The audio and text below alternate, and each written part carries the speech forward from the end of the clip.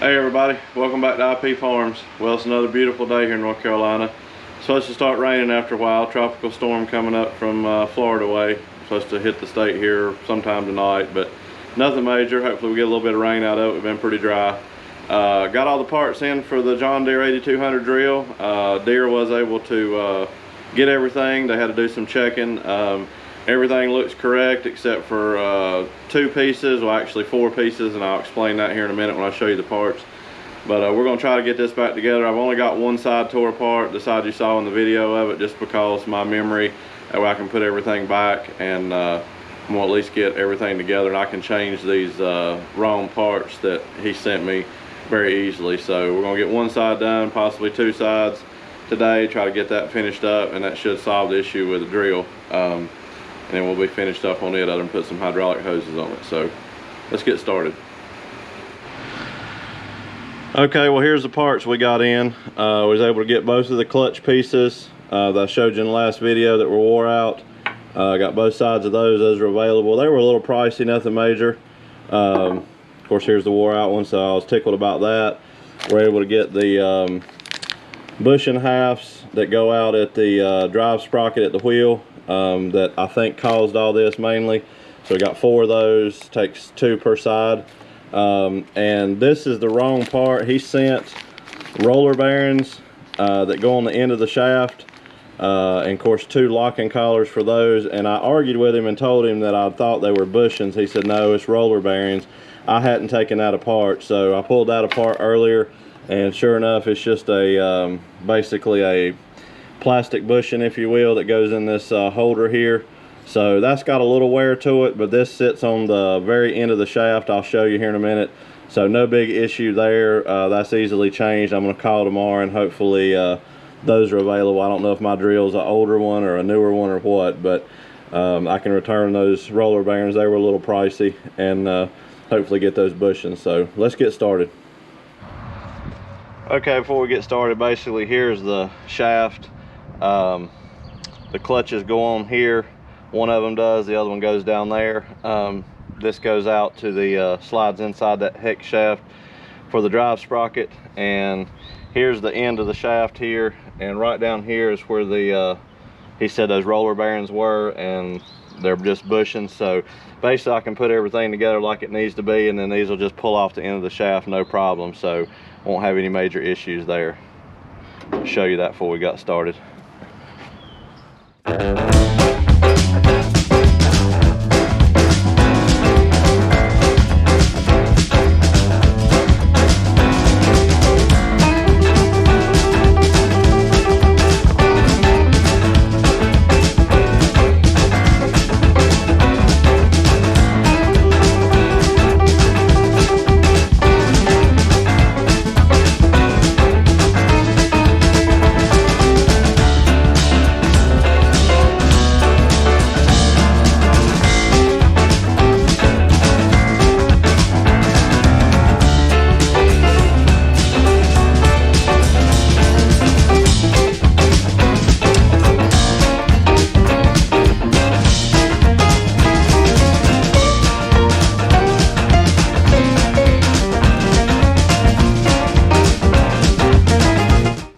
Okay, upon further inspection, I don't know that the bushings and bearings and whatnot being a little wore caused this problem. This back spring right here, you probably can't see it in the camera, was on backwards for whatever reason. I marked it. I never took it completely off. When I went to put it back on a while ago in high speed, I was like, something is not right. So I went over to the other side and looked, got online, looked at a few things.